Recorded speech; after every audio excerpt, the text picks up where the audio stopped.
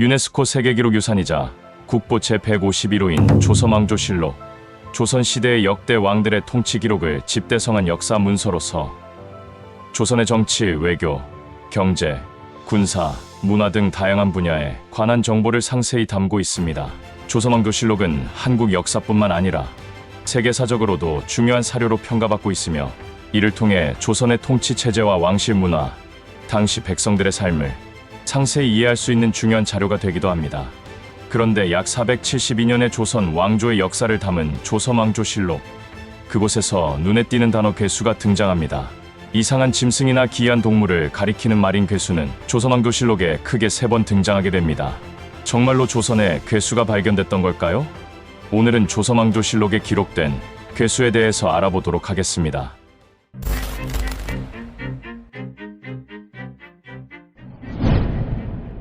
조선왕조실록에서 처음으로 괴수가 등장한 것은 조선 태종 때였습니다.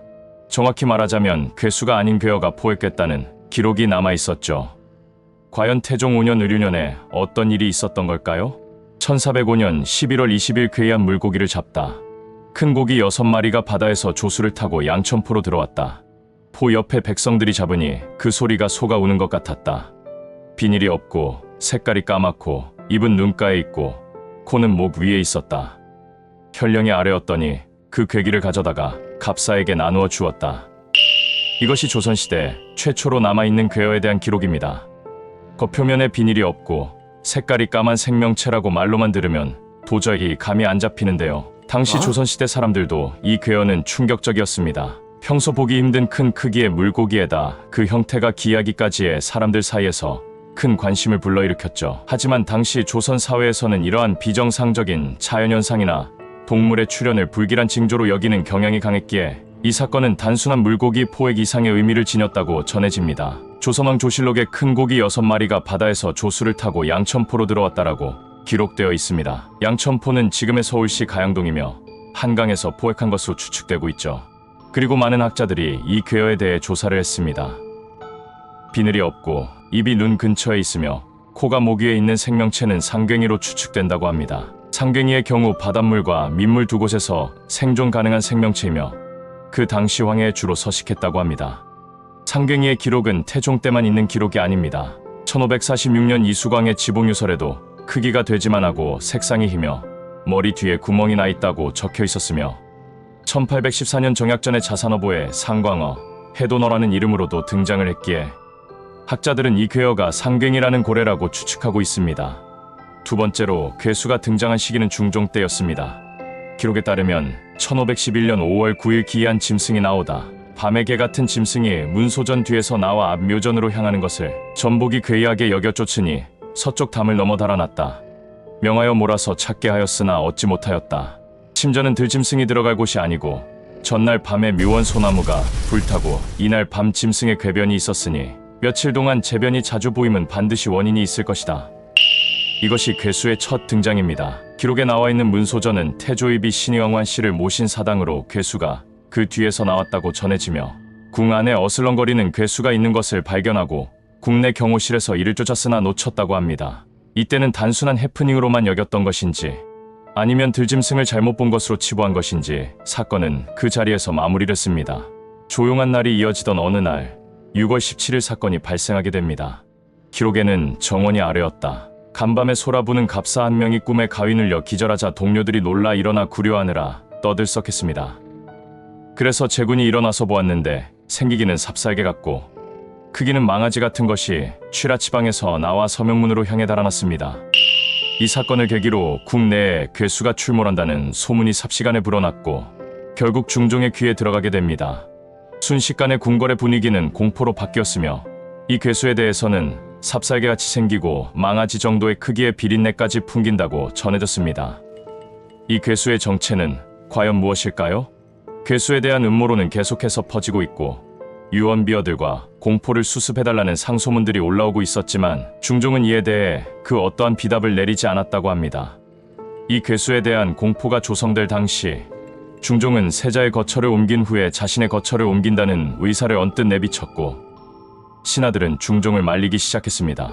22년 6월 23일, 6월 25일 6월 26일 홍문관에서 올라오는 상소문들은 하나같이 임금이 심지를 굳게 정하셔야 한다. 와, 헛말 한자를 철저히 다스려야 한다. 라는 내용을 담고 있었습니다. 하지만 이런 신하들의 요청에도 결국 중종은 거처를 옮기게 됩니다.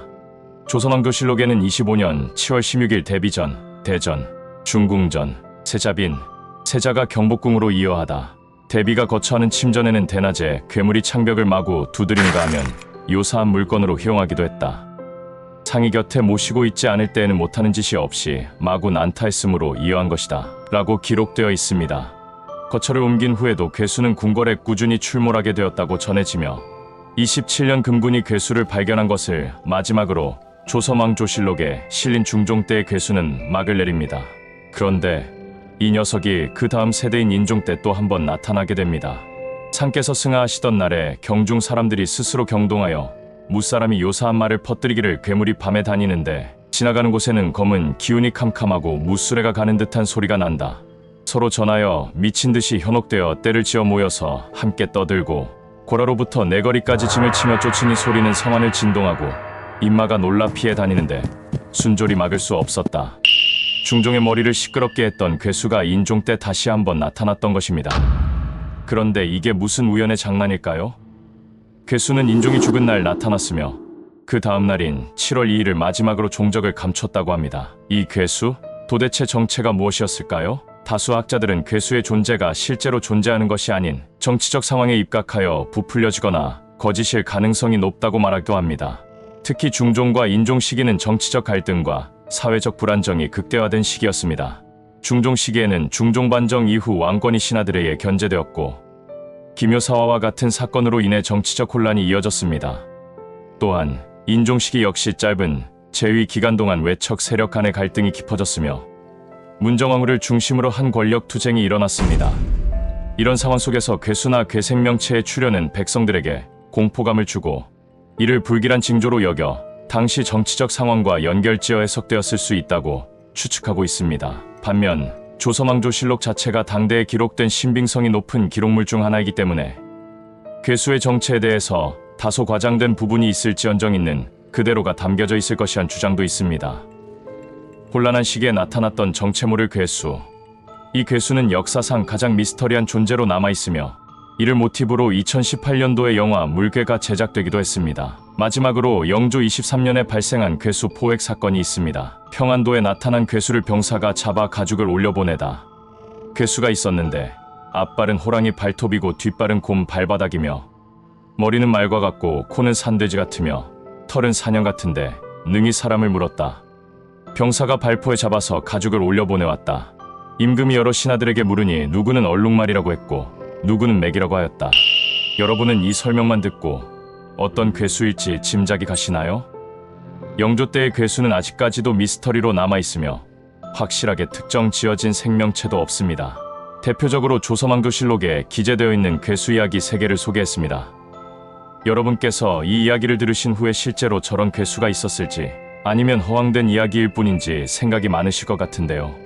조선시대에 아직 발견되지 않은 생명체가 나타난다면 그 당시 기준으로 괴생명체이지 않을까요?